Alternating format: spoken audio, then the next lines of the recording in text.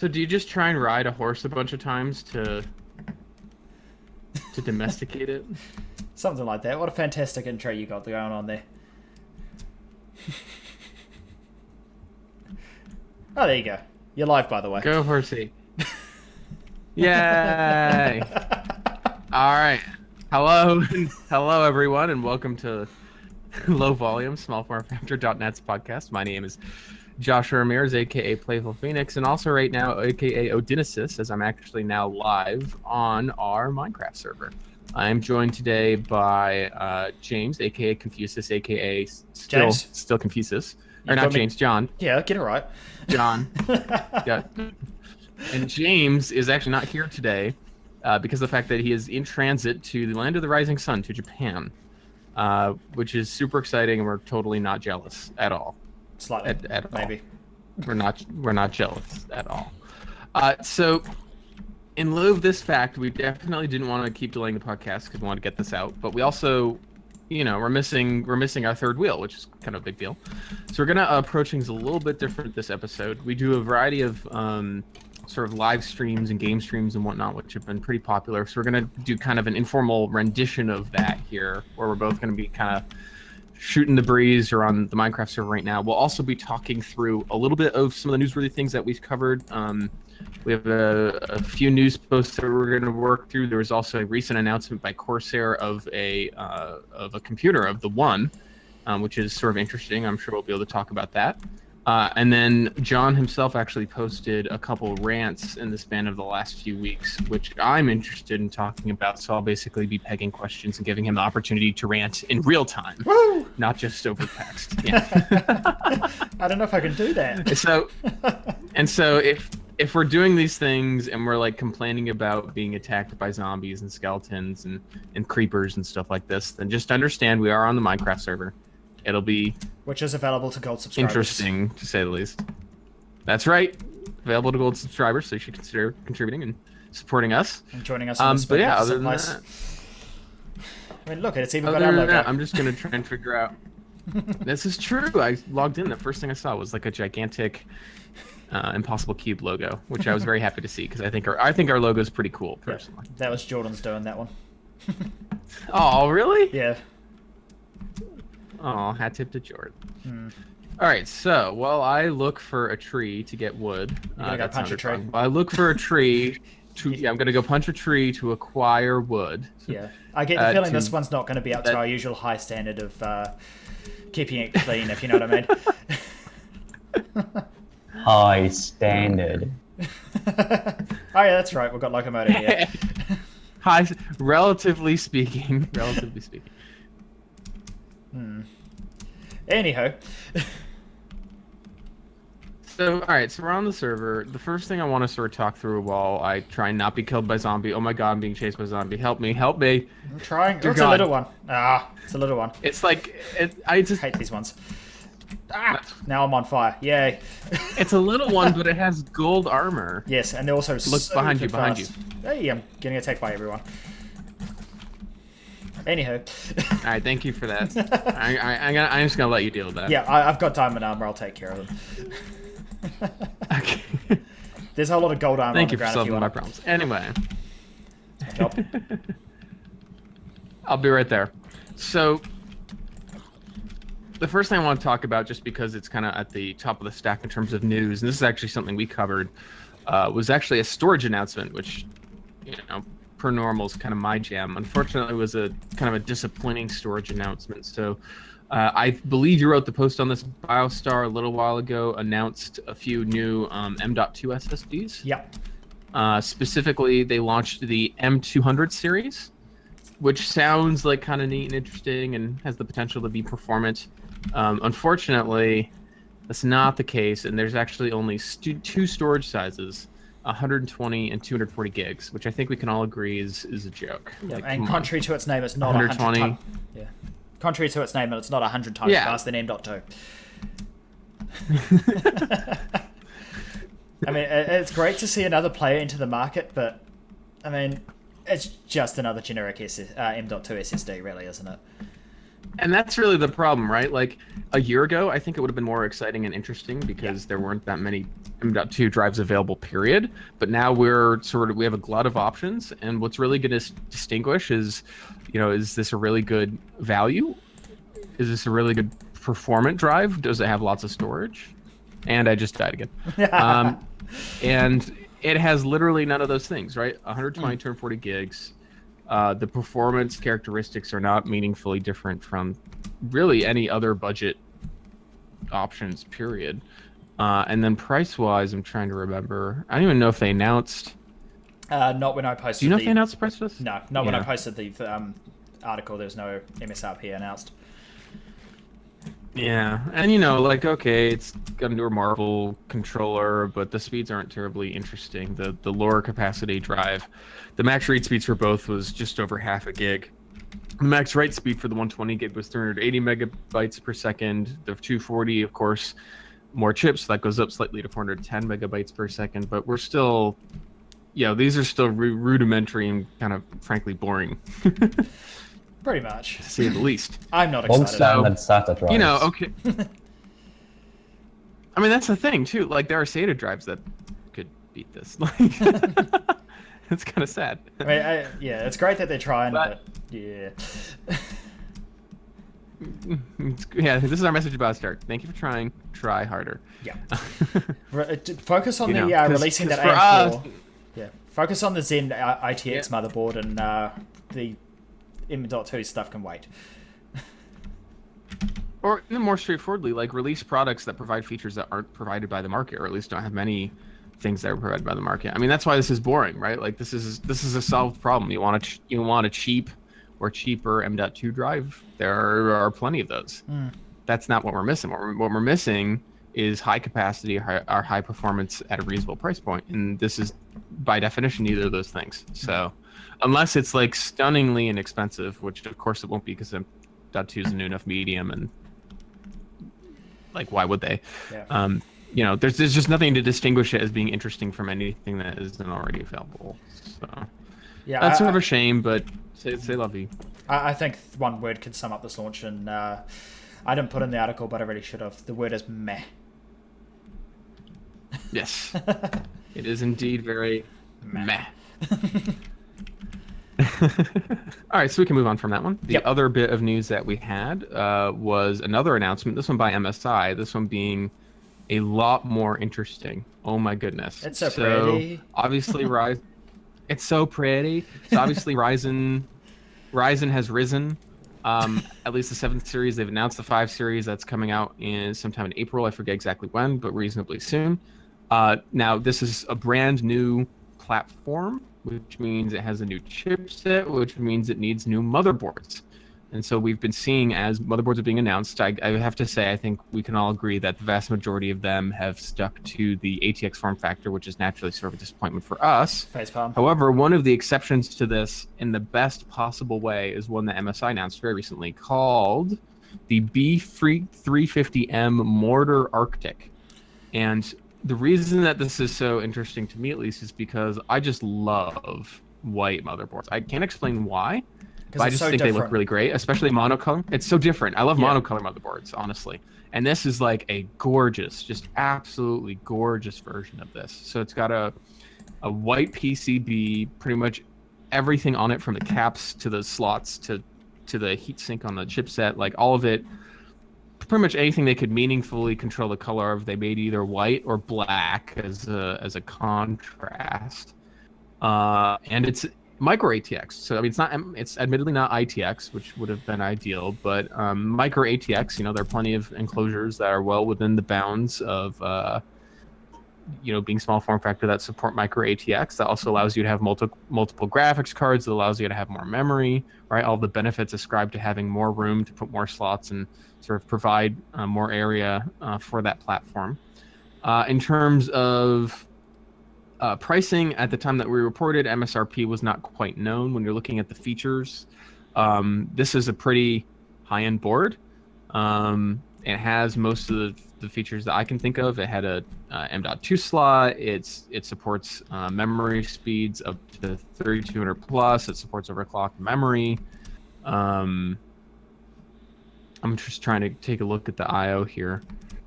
I thought you were supposed to be playing the game. Oh, it's got a USB Type-C port, although that's supported by the platform. Yeah. DVI and HDMI. Optical audio. Yeah, I mean... That's a pretty solid board. It basically checks all the boxes, right? It is, and it just looks gorgeous. It's a shame it's not the X370. Actual overclocking... right, and that's what I was going to say, is that I'll be curious as to what the... Because you can still overclock with that, right? Yes. It's just not going to be... It's not, like, intended for that, per se, but yeah, AMD you're hasn't missing, locked it down. You're basically missing multi-GPU is the main thing you're missing there. Ah, gotcha. Okay. But yes, gorgeous board. I really look forward to folks getting their hands on it and learning more about it. Needs to be paired with one of those, the KFA2 cards. I think Galax as well. The white cards, the ones that match it, because not many companies actually make white hardware. No, it's true. It's very uncommon. You need that, and I can't remember who did it. Was it Be Quiet? They did a Oh my white power supply? god! Being chased by a spider. I think so. Shit. Crap. I mean, darn. Oh man.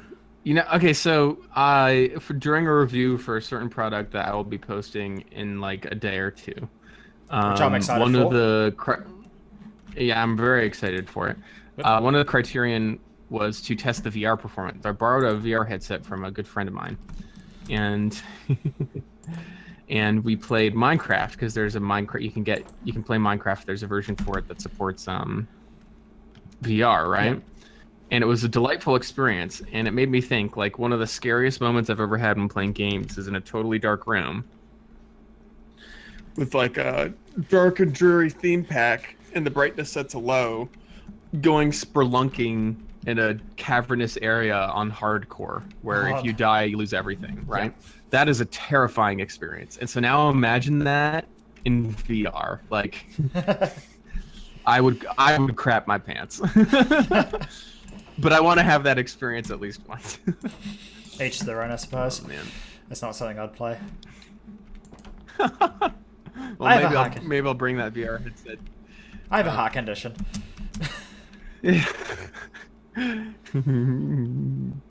You're just trying to cop out. No, I have a heart condition. I know you. Yeah, but. You want to be pushed off a ledge. So Locomoto wants to be pushed off a ledge at 256 height in VR. See, at the local museum there was a exhibit that they used it wasn't the HTC Vive, it was what was the other one? Oculus Rift. That's it. It was an Oculus Rift, and they had Gallipoli from Turkey, World War I thing, in virtual reality. So I put on the headset, flew up to max height because it was all in creative mode, but you couldn't play. Spectator mode, sorry. And then I got, at the time, my girlfriend to put on the headset, and then I just double tap space. That was funny. She's now an ex. Jeez. Anywho, I'm making a pickaxe out of wood right now, which will last 2 minutes. Half a tree. So speaking of pre-built systems, you were mentioning that you were doing a review of a system. Anything you can let us know about that? So I can let you know a little bit. So this will go live very soon, and this will actually be the first. There's kind of two milestones that this review represents. One of them is kind of interesting, and one of them's maybe a little sad, at least to me, but also kind of interesting. So the first milestone is that this is actually going to be the first pre-built that we've ever reviewed. Obviously, we're very focused on reviewing components, because that's generally speaking what enthusiasts and folks like us are interested in buying, since we want to build our own. It's also easier for us to afford to review, because a lot of our review samples are bought by us for our own use. For our personal use, yep. We're still a reasonably small shop, although we've been getting plenty of review units recently. Yep, which is appreciated. So obviously, one of the ways small form factors manifested itself is in the components that you can buy naturally. It started as sort of an enthusiast endeavor from folks that were building stuff and putting things together of their own volition. But now that this is becoming a somewhat more mainstream interest, one of the consequences of that is that there are now actually a decent number of small form factor pre-built options for folks that either don't want to assemble, or maybe they want some particular hardware that's only available in a pre-built, or what have you. And one of the companies that's really been doing a particularly good job of ensuring compactness in all of their pre-builts is MSI. So we've been in contact with MSI for a while, and while we were at CES, while Drew was there sort of representing us, he was able to get some great conversations with actually a few folks pretty high up at MSI, and it led to lots of conversations, and it was very neat just to sort of share our thoughts and perspective on small form factor and what we care about, what we think the community cares about, and then to hear from them in terms of, you know, what they were hearing from us and the sort of stuff they're working on. And it was great. And that one of the things that led to was an opportunity to actually review one of their newer pre-builts that they announced and released recently. It has limited availability in the US, and I'll actually be speaking towards that in the review that I'll be doing. But I was actually able to receive and use this for an extended period of testing for about 3 weeks or so. I returned it actually about 3 weeks from now. And it was really neat. You know, it was a sprightly little machine, definitely very compact. It's got some features that are meant to be sort of geared towards supporting VR's use case, which is kind of interesting given the hardware that's in it. It also, given the fact that it's a pre-built, like one of the ways that companies will tend to differentiate is either in the aesthetics, like how it looks and kind of tweaks and features, or like certain functionality or other like little nice touches that they can provide because they have the manufacturing prowess and capabilities to do stuff that like a person would have to invest a lot of time to do mods on their own. So all that put together, it was kind of really neat experience. The opportunity to be able to test it for a prolonged period of time, I felt was really important when reviewing a pre-built, just because, you know, you can't just do benchmarks and call it a day. You have to use it on an ongoing basis to really understand, like, as I'm using this for day-to-day things as well as like really performance demanding things, this is where it really supported my habits, and this is where it really got in the way. And then, of course, you know, the VR is bragged about as a feature on this, and in fact on most of their pre-builts. So I made a point of getting my hands on an Oculus Rift and testing VR performance.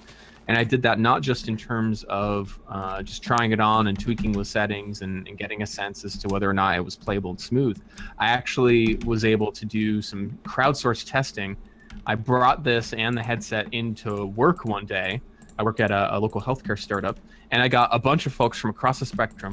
People that played VR, people that are following VR, people that play lots of games, people that never play games, people that are around my age, people that are like twice or even 3 times my age. You know, just folks of various different stripes. And I collected a lot of notes just to get a sense of, okay, this is, you know, what is VR to these folks? What do they think about the experience of using this? You know, what do people who are really going to have a mind towards knowing about hardware and performance, like, how are they going to feel about it? And then how are people that are really ignorant of a lot of that and are just like, ooh, cool graphics things, like, how are they going to perceive and explain that experience? Will they feel like it's smooth? Will they feel like it's realistic? And you know, other than just sort of collecting a lot of data and trying to get a holistic picture of how well the system does, it was also just sort of an interesting case study in a sense of, like, you know, the state of VR and where we're at and how folks maybe feel about that and think about that. And yeah, I mean, it was just super. It's been a super fun and interesting thing to review in the moment, and then to sort of synthesize my thoughts for this review. I'm really excited to share it. Like I said, it should be going live very, very soon, like in a matter of a day or two. When it comes to long form writing, it takes me forever to be happy with what I've written, so it takes me a while to write it, and I just need to think a lot about it too, like what's the right thing to talk about for the review. Since I'd never really reviewed a pre-built before, and since that's new for small form factor. And then finally, the second half of this, which is, I guess, a little sad, is the fact that this will actually be my last review for small form factor. And the main reason for that is it's a consequence of the announcement that we made some time ago about really pushing forward on minutia media. Whoop, I just died. Yep. so, I would encourage anyone that's not familiar with this to just navigate to the forum to get more information on it. But essentially, up until a month and a half ago, actually I think more like 2 months ago, we worked the same way most websites worked, right? Like we write content, we have a forum, we put ads on these things, we use Google AdSense because it's easy to set up. We get some amount of money, and hopefully that makes it sustainable. And then we also had, of course, forum subscriptions and all this other good stuff. And it was all just sort of an intent to figure out a way to let us create cool content and support the community, but to do so in a sustainable way. So we've been generally, well, I'm messing up all over here, John. I need your help, John. Help me, John. I have no idea where you are. I survived. We're good. Where are you? I'm near. I died, so I'm near the spawn point. So anyway,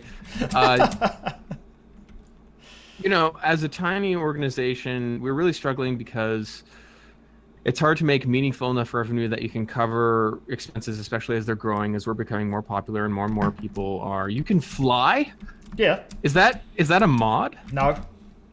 You can do that's native to Minecraft now? Yep, but you need to get these wing things that are Elytra. Yeah. That's ridiculous. They're a pain in the ass to get, so did I say that? Sorry, they're a pain in the butt to get. They're a pain in the tuckus. Yes, that's it. So okay, but back to the story. So the problem for us, for James and John and I, with respect to getting the forum and the publication and whatnot to work, was that we didn't like how we were monetizing our content. We don't like Google AdSense ads. We just don't like the whole dynamic. And we also sort of realized that, hey, look, this is kind of a problem a lot of enthusiast communities like ourselves find, right? Like you have independent folks that are trying to run publications because they care, right? They're not doing it to make gobs and gobs of money. They're not media conglomerates. Hey, why'd you kill me? They're doing it because of their interest in what it is that they're publishing about or supporting a community about.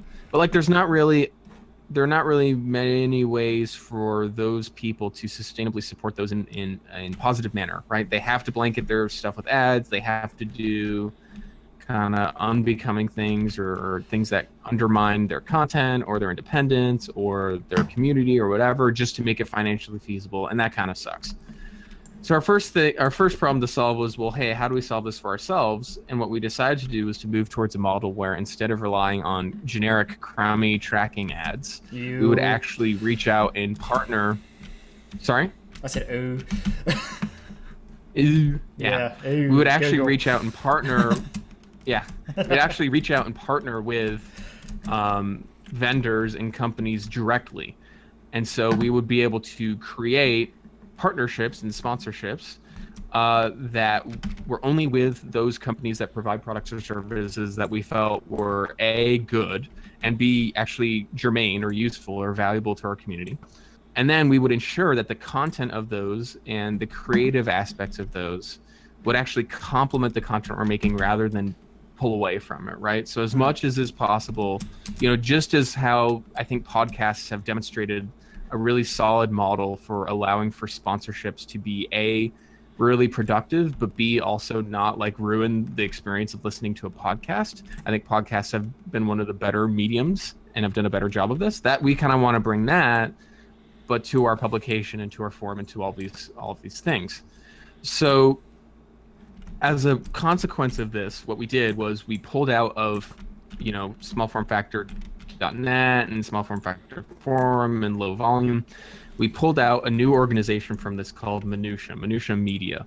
And Minutia itself is an organization that is essentially run by myself, and it is essentially this apparatus, this functional group that goes out and creates sponsorships with companies in order to financially support what editorial is doing. And the reason we pulled it out and sort of separated it and segregated it and made it its own thing was such that we could be absolutely certain that that function would be totally independent of the editorial function of these websites. we wanted to ensure that as we're working on sponsorships and cool things and funding the business, that there was not any reasonable way for that to influence what we were publishing editorially, or for what we were publishing editorially to influence what sorts of sponsorships we're doing, right? So having that really clearly defined line in the sand was important, and as such, that's why we pulled it out. One of the consequences of that, given that I run that function of building these sponsorships, is that I can't really be an editorial any longer, because then you're blurring that line that we've worked so hard to make so clear. And so as such, although this review is already in flight, so I've decided to complete that one. Moving forward, I won't be contributing any more editorial content to the news site, simply because of the fact that I'm going to be unilaterally focused on building these awesome sponsorships with companies to help support the community, to help support our operating expenses and all this. And that way I can sort of let John and James and all of our other contributors just kick butt, and do what they already do really well, and also provide the resources that they need to do more, to do it better, so on and so forth. So this is highly experimental. This is highly risky insofar that we're not doing this because we're totally confident it will work. We honestly don't know if it'll work in the long term or not. Hope so. But we're doing it because we think we hope so. And I think so far it's been really promising in terms of the relationships we've built and the sponsorships we've been able to land. But we're honestly, the main reason we're doing it is because we went through the thought exercise and we sort of realized that, this is the best thing for the community. Like, this is the best thing for these websites, for these things that we've made. And as such, it's really worthwhile to at least try and make it work. And if it doesn't, we'll figure out what to do. But I'd rather live in a world where we tried and it didn't work out, versus we didn't try and we never really know, could there have been a much better way for readers, for us, to do this, right? To enjoy the reporting we do, the reviews we do, to enjoy the awesome community we have on SFF Forum. And so, yeah, that's kind of the story behind all that. So to take that all the way back to the original subject, because of all that happening in the background, which is fun and exciting and great, this will be not only the first, but also the last product review I will ever do for Small Form Factor. So it'll probably be, the format's definitely going to be a little bit different than other content, in part because it's not a component, and in part because it's me writing it. I have benchmarks and I do some performance testing and whatnot, and I touch on that. But I really, for this, I felt it was appropriate to really just speak towards kind of the experience of owning it. And I'll provide some guidance as to what that means and what I specifically investigated once the review goes live, which you can look for in a few days. But yeah, I'm really excited to share it. It was my thanks to MSI for sending that computer over and giving me plenty of time to do all of the testing and sort of day-to-day experience of using it that I wanted to do. They were prompt in answering questions, so my thanks to them. And yeah, I can't wait for you guys, honestly, to read it, for you, John, to read it, and then have questions for me too, because you'll be, I think you and James, I haven't really talked much about it, so I think you and James will be learning a lot from review as well. Oh, man. Yeah, it's exciting, and the split in the company also enables us to do other things as well. So Minutia will not be just smallformfactor.net for the rest of time. We have other plans. That's correct. So, as I was saying earlier, this problem we encountered of what's a way to sustainably support all the content we're making and the communities we formed, while not ruining the experience for our readers and whatnot. That's a problem that lots and lots and lots of people and communities face. And so we think we have a model that could potentially work, not just for us, but for lots of these sorts of communities and resources. And so one of the benefits of splitting off Minutia and making its own company is that it can now independently work with other websites, other forums, to essentially provide the same thing it's providing to smallformfactor.net. So we have some stuff internally that we're working on that will be different from Small Form Factor. Really exciting stuff. We'll work with Minutia. We've been in conversations with other websites and folks that exist now that are outside of the Minutia umbrella that we're thinking maybe it might be possible to bring them within. We're definitely moving pretty slowly, but intentionally so. We're trying to be very cautious and thoughtful about how we approach this. It's a big commitment. But, or the early signs have been really strong and really positive for small form factor, for small form factor forum, network, low volume, all this. For the model. And for the model. And so I think that there's a lot to be said for introducing that and enabling, not just the communities that we created, but enabling communities that we might not even know about yet, or that might not even exist yet, to sort of enjoy those same things, right? Because at the end of the day, and we talk about this, if you go to minutia.media, like you can see sort of our thoughts behind this and the structure of the company and whatnot. But, at the end of the day, like, although we all might be enthusiasts about small form factor specifically, I mean, pretty much everyone is an enthusiast of some nature, right? Like, we're enthusiasts of small form factor computers. Just it's part of the human experience to like really care about some specific things, and for whatever reason they tickle your fancy and you're really interested in them, you want to become very competent in them, or just work on them a lot, or whatever, right? And so although enthusiast communities and resources online tend to have small populations, there's a lot of them, right? And even though they're not like massive, even though they don't have the following of something like Bloomberg Business Week or The Verge or whatever, the people in those communities care a lot about what those communities represent and what they're about. And we're all a part of at least one of them. I mean, that's the fundamental point, is that although enthusiast communities tend to be small, they're not rare by any stretch. Everyone is an enthusiast in some way or another. And so we think that's really important. And we think it's kind of a crying shame whenever you see any of these sort of just wither and die because, they couldn't cover the costs of running the server, or they couldn't cover the operating costs of getting content published and getting their hands on things to review, or to being able to talk to people or whatever. And so that's the problem we're trying to solve fundamentally, is how do we enable enthusiast communities of all stripes to succeed and grow and live and thrive without ruining those exact same enthusiast communities by just blanketing them with crummy ads and coming up with really unfortunate monetization models that actually damage the experience. That's the problem we're trying to solve. We think we've got the seed of a really great idea, a really great solution with Minutia, and we've seen early signs that it works really well. But like, the greatest way to test that and the greatest way to do the most good to enthusiasts of all stripes is to basically see if we can work with other websites or build other websites that cover other domains that essentially do the same thing. They're not small form factor related, sure, but they are enthusiast communities. They're about bringing people together to share knowledge and insight and joy in a common belief or a common topic. And I guarantee some of these communities will have... people will be members of numerous ones of these communities. That's just the nature of it. You're going to be passionate more with the one thing, and we'll be able to grow all these different brands, and brands is a bad word for it, all these different communities, and build on people's passions, because that's what we most care about, is people's passions, what they love to do. Couldn't have said it better myself. I have no idea where I am. I think I found a map glitch. I almost fell into a very large pit of lava. Oh yeah, there's a few of those around. Yeah, a creeper exploded in a cave and exposed a pool of lava.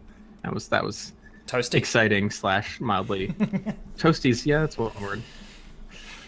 I lost some diamond equipment that way. Oh yeah, I remember that. Yeah, we've got two on the Whose fault is that? Yeah. On the Minecraft server, we've got a couple of models. We're all playing survival, but a couple of us are playing survival where if you die, you keep your stuff. Locomoto is playing in a manner that if he dies, he loses all of his stuff. So, yeah.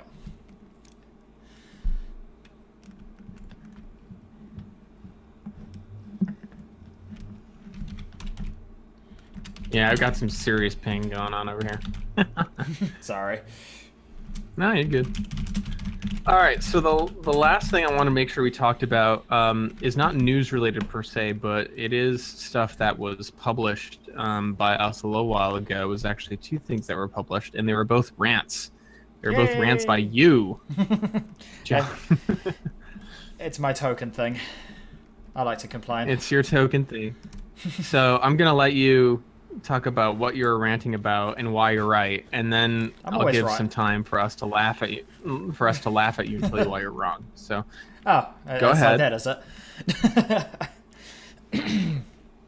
So, the John Rants series is something that I do relatively often on the website. It's an interesting way of filling up content, creating content without necessarily needing something to review. Which, given my circumstances, is a bit difficult on occasion. So the most recent ones is DVI Dead and internal external power bricks. Now these are two of the more controversial discussions that we've had in the community recently. So the first one I'll go with is the DVI Dead one. So the GTX 1080 Ti launched, not Ti, launched recently, and What, the GTX 1080 Ti? What's the kill command? You need a rant just for that, man. Oh, that's coming. That's coming. 1080 Ti. Ti, yes. Anyhow, that was launched recently, and the rear I/O has a complete lack of anything apart from HDMI. It's HDMI and DisplayPort, isn't it? Correct. That's correct. No DDI, three Yeah. DisplayPort, one HDMI. Ah, that's it. And people are praising it. Yeah, this is the death of DVI, but neglecting to remember that as I caused you to fall off a high place. Neglecting to remember that not all of us have the latest and greatest gaming late 120, 240, 512 hertz monitor that needs DisplayPort. Yeah, Sign me up. That needs DisplayPort version like 5000 to run. Like a lot of us are using, like, my monitors at the moment. 2 of them are 4 or 5 years old, and my tertiary monitor is going on 10 years old. So the vast majority of us, we upgrade our CPUs, we upgrade our graphics cards, we upgrade our cases even before we consider upgrading our monitors. So why should we be hampered by possibly, what's the word for it, finicky or flaky dongles? I know 2017 is the year of the dongle, but still. It's kind of been the year of the dongle for like 15 years. Yeah, but with the new Apple products and stuff like that, it's a particularly dongly year. It is a particularly dongly year. And that's the first time that word's probably been said. You heard it here first, folks. Dongly. Yeah, Dongly. That is now a word. Yeah, I've found with using multiple adapters and stuff like that, you run into compatibility issues and whatnot. Like, it just becomes a pain in the butt. Your thoughts? I mean, I don't think anyone will disagree with you. About that. I think you're wrong, but that's just because I think you're wrong about everything. Hey. Hashtag bringing back EGA. EGA, yeah. Yeah, that's right. EGA. 480 by 640. Or whatever it was, I can't remember. It's been a while. I don't know. Like, you know, like DVI, like with the 1080 Ti, and thank you. I know that you're concerned that I don't know how to spell Ti. It's TI, like you keep saying. That's right.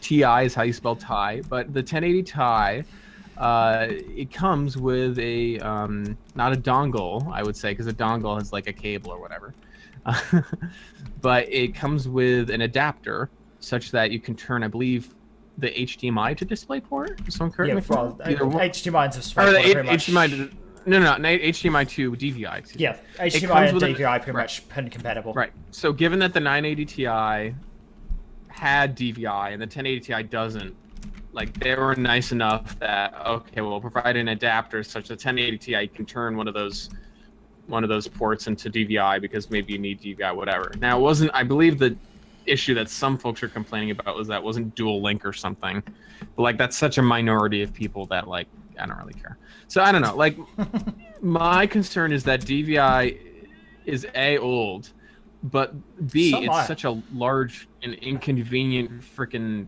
connector that like there's actually there's consequences to maintaining its use, even when it doesn't make a lot of sense to maintain its use. Like in the case of the 1080 Ti, there were two consequences. One is that you had very little room on the PCI brackets in the rear to act as an exhaust, right?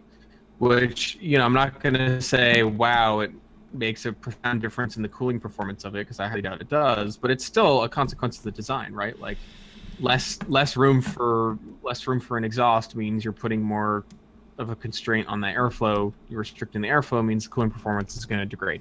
The second thing, which is much more important in my opinion, is that by having that DVI port, they now basically said you cannot have a single slot version of this card. You cannot, right? Even if you put a single slot, oh my god, I'm totally about to die. Even if you put a single slot cooler on it, like a water block or whatever, because of that. I know the DVI issue is close to your heart, but you're going to die over it? Jeez. Look, man. And now I'm like, now my game is freaking out, and I think I just died. Whoa! Did you teleport me? No. Jordan did, I think. Yes. Okay. Well, thank you, Jordan. Oh, this is a really neat fountain. This is gorgeous. There's a fountain. Wow, this town is awesome. Did you guys build this? Everything on this map we built by hand in survival mode. This is awesome. Mostly Jordan. Jordan, this is phenomenal. This is wow.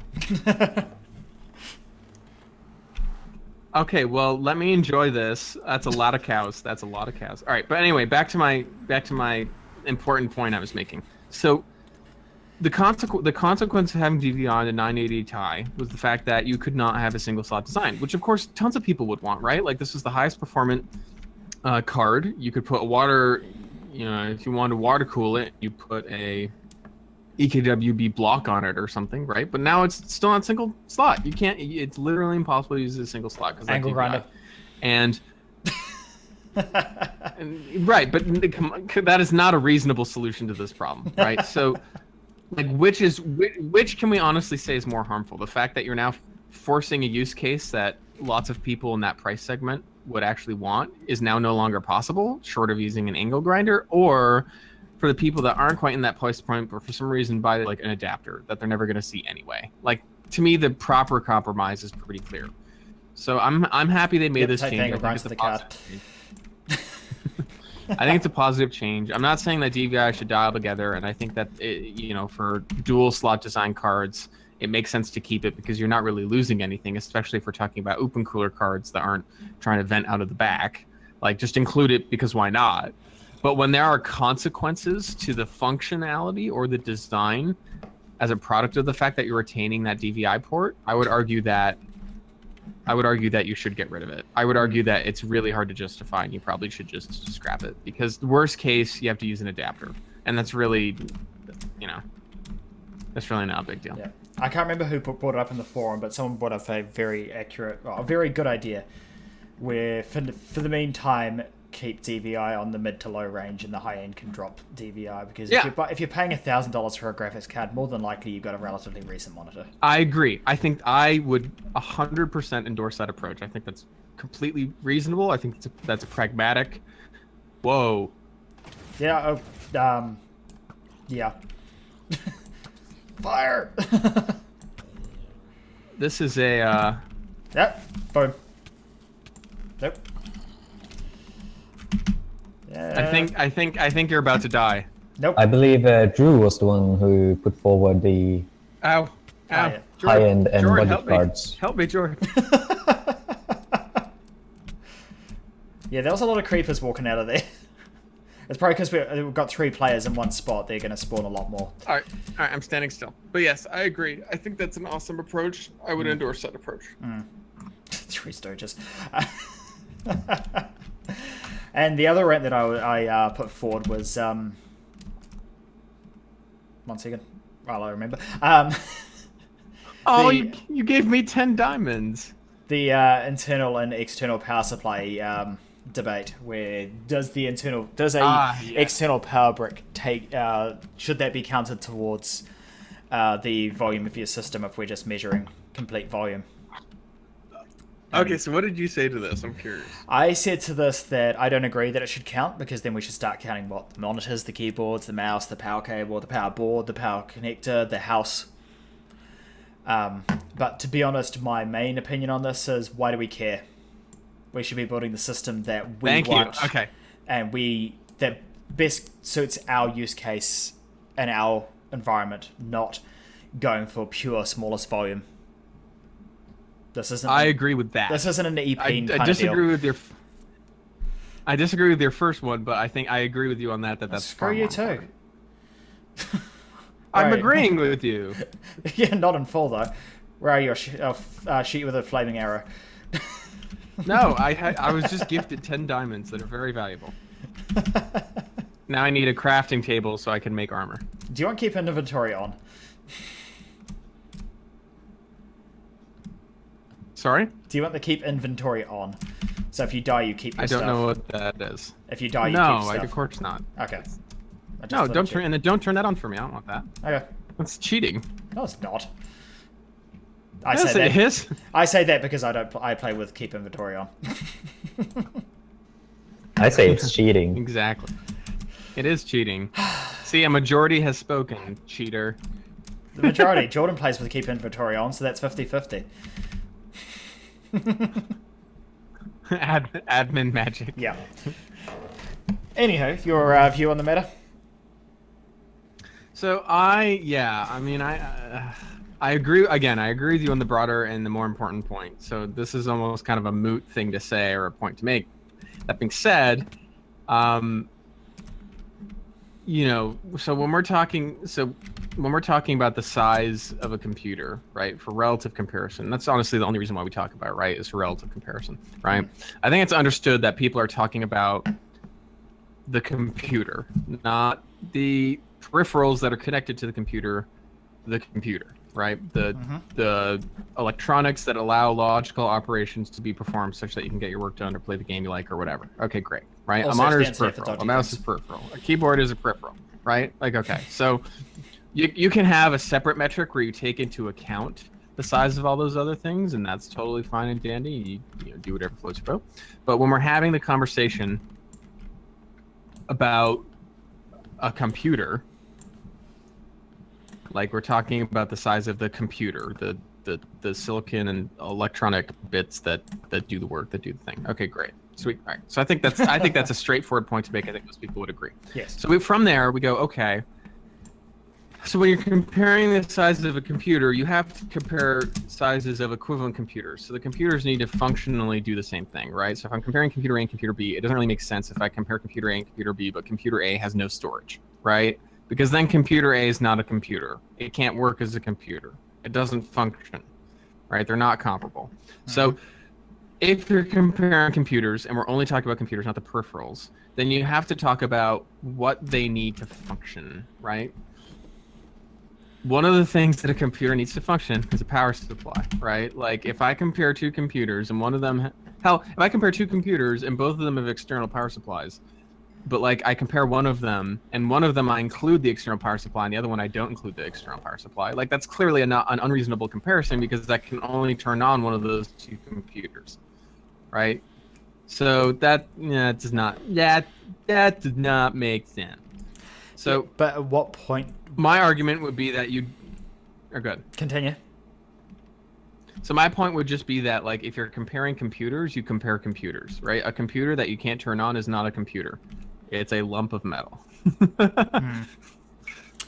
How much of the power supply portion do you count, though? Do we count the power cable? No, and you never count the cable for anything else. Since theoretically there is a volume taken up by the cable between the power brick, which is technically part of the volume of the computer, and the computer itself. Right, but we don't count it for either one of those. So again, like my thing is just being consistent across computers, right? Like that's why I was go ahead and clarifying. measure the cable if you really care about. And then we have the issue where someone's got a 20-meter power cable. Right. So just as long right. So again, it's consistency that's really the important bit. So like as long as you would care about that for both. Wow, sorry, I'm exploring this town, and it is fucking incredible. This Which is so town cool. are you in? I have no idea. The cool one. Are there several? There are several cool towns. Oh my god. Okay, I guess I'm in Northern Village. Northern. So yeah, Okay. so whoa. I got it. Oh, sorry, it's gonna take a while for me to load, and I just fell, and that hurt. It probably doesn't help that I'm streaming at the same time as hosting the server. Oh my god! And so this is a whole separate village. There is 4 or 5 that were walled off and formed into towns. There are 4 or 5.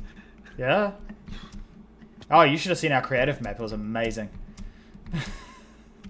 Oh my goodness! But this was all done anyway, survival. yeah. So I just want to be consistent. If you decide that if the volume taken up by power cables is important, great. Measure it, calculate it, but do it for both, right? Like,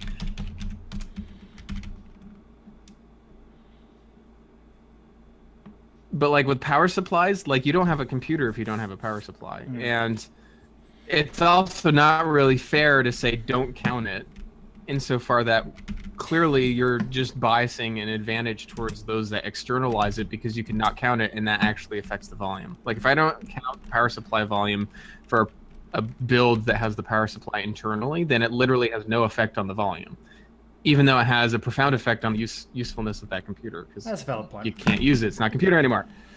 So Just an expensive paperweight. but again, like this is how I feel about this, but I also just don't care because I just don't think it's important. Like, no, you've got to. does this really affect how useful computers to me? Does it affect how much I like computers? Does it affect the actual use case for? No, of course the hell not. Like, this is dumb.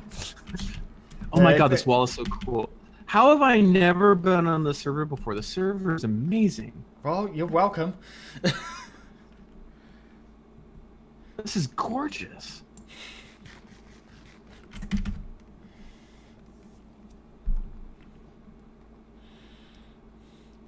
Yeah, to your point, this is a philosophy of defining something. Yeah.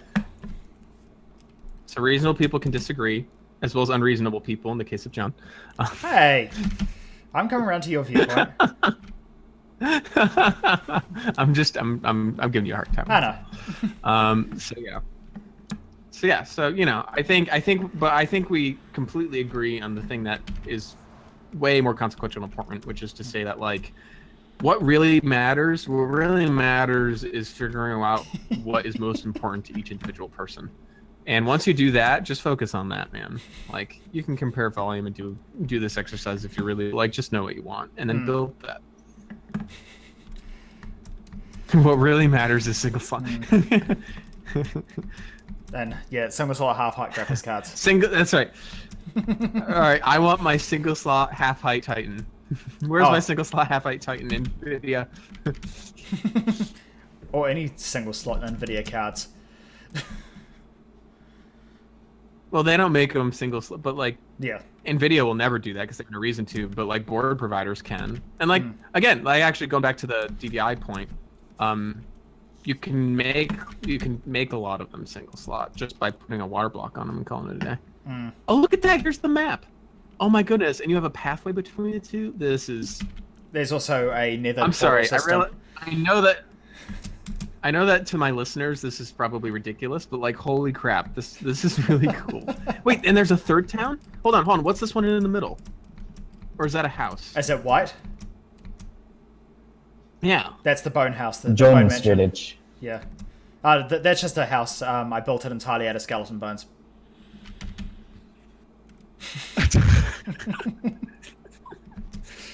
You are a special snowflake, John.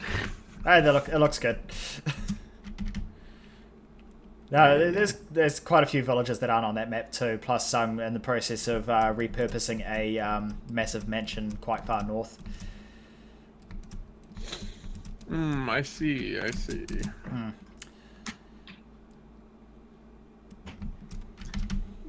Man, this is making me want to get back into this so hard. Do you have time? What do you think is the answer to that? Yes. I might try and carve out some time tomorrow at least. I really miss Minecraft. I love Minecraft. Yeah. Such a wonderful game. Well, this is the community. Anyway, For those alright, so is there any... for those watching on YouTube and just joined us, this is our community map where I'm getting lost. The gold subscribers have access to this, and So think about it. Think about it. This amazing place I've been talking about, like that I've literally been like, I didn't even think about this either. You can play this. I'm playing it right now. and you've got to stop moving. We host it. It's our server. Oh, sorry. Thank you. We host it. It's our server. We control it. No griefing. We're nice, good people. And it's our thanks to folks that are a gold subscriber to us, who help support and make all of our content possible. It's just one way in which we're able to say thanks. And holy crap, it's freaking awesome. This is a really great server. I feel really bad about like past Joshua for not knowing about this. Really, like I knew about it as an idea, but I didn't know. The amount of times I mention it to you, and I know. The suggestions of maybe moving it off-site to a dedicated server, which means we'd lose quite a few of the functions that we've got going on here.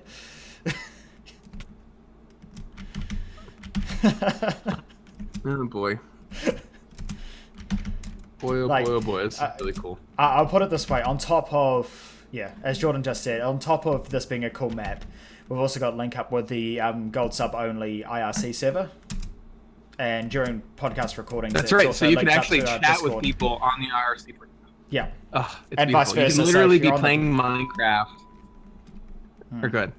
Yeah, you could be playing Minecraft and talking to people on the IRC server, or you could be on the go on your phone on Minecraft and doing how would I put it? Yeah, talking to the people who are playing Minecraft. 1 second, I just got to turn off notifications. It's literally universal chat across the whole of all small form factors chat mediums. I mean, it's awesome. And yeah, during the podcast recording, we link it up with the Discord server as well, so you can talk to the people who are listening in on the podcast as well. So you literally play Minecraft, listen to the podcast, and join in. Woo! We have that level of all right. So is there linking upness thing? Oh man, this town is so neat. It's styled really neatly. Yeah. Jordan does a fantastic job when he sets his mind to it. All right, so is there anything else we should talk through today? How awesome we are. I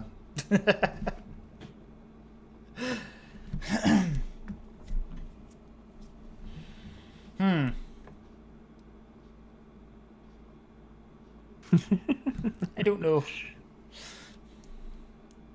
How awesome our community is. That's the problem, is that it's... Yeah. Unfortunately, I didn't play enough pretty ahead awesome for this.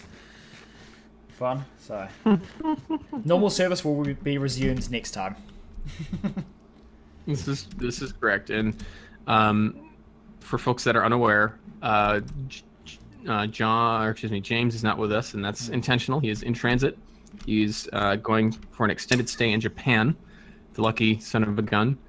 And so he'll be joining us for subsequent recordings. We'll be back to sort of our regular format, but we wanted to still do a recording in his absence, and we also wanted to, I don't know, and just keep things going, but at the same time, like, not without him. So we were like, okay, well, we'll talk through what we've got, but we'll kind of keep it kind of informal. And also, Joshua likes Minecraft. So, I do like this format. Maybe this could be a relatively, like, we could do an informal one every once in a while. Oh my God, there's an underground railway.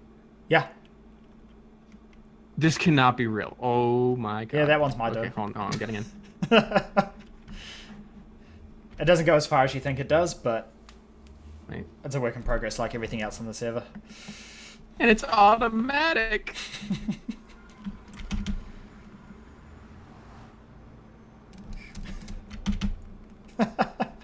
Do we have a wait? So does the rail system connect all of the towns? No, not yet. That's a huge job. Well, that should be like what we do, man. Currently, the like super huge job. The distances are bigger than you think they are. Currently, the best option is the Nether Hub, which means you just walk through portals and you kind of take shortcuts to every different location.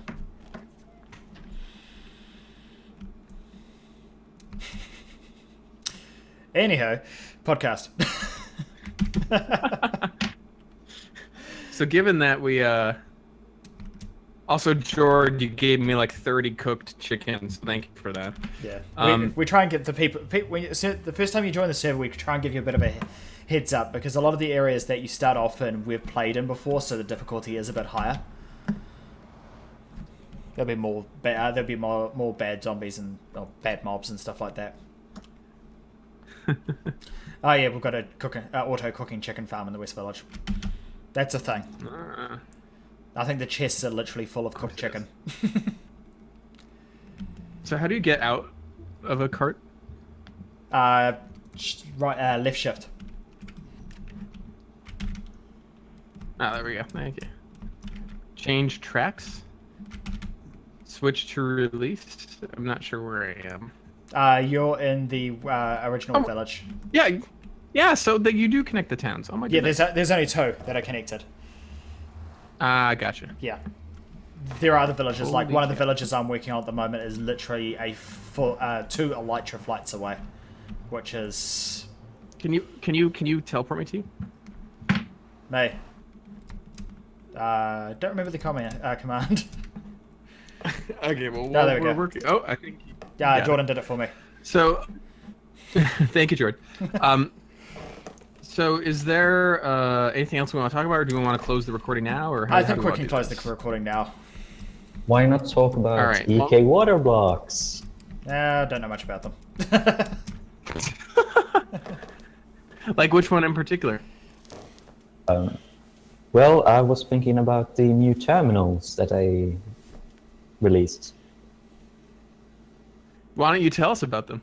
I don't know a lot about them, even though I made the post on the forums.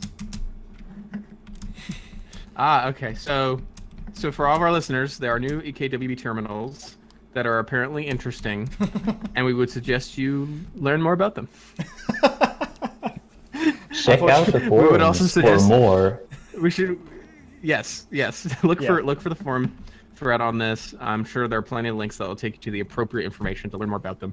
I guess from the incredibly limited knowledge that I have, is it just that they're more like they're less obnoxiously large and more easily implemented in a variety of builds, especially small form factor ones?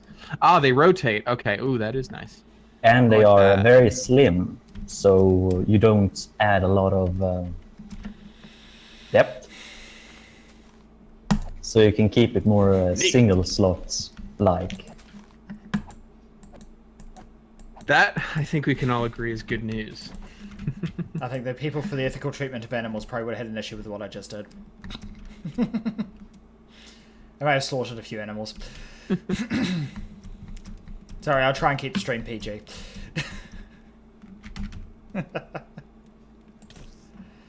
Anywho, I think we'll call it. All right. On that note, I think we'll call it for the recording because at this point we're just going to be really boring talking about. I mean, Minecraft. I could just like talk about Minecraft for forever, but we already kind of pushed the limits of what keeps our listeners sane, and Yep. I really don't want a lawsuit. So. Because lawyers are very expensive. Yeah. So, I think we're going to close this. Thank you so much for listening. As always, this was myself, Josh Ramirez, a.k.a. Playful Phoenix, a.k.a. Odynesis, which is a terrible name. I hope I can change that. And then I was joined today by John, a.k.a. Confucius, a.k.a. Confucius, which is also a terrible name, but don't tell John. Hey! I've had that name longer than you've been alive, almost. And that's why it's terrible. Thank you so much for listening. Have a wonderful, wonderful day, wonderful, wonderful weekend. Next episode, hopefully James Blue to join us, and we'll have a bit more structure per usual. But thank you so much for joining us, and have a nice one. And I'll wave goodbye with some meat.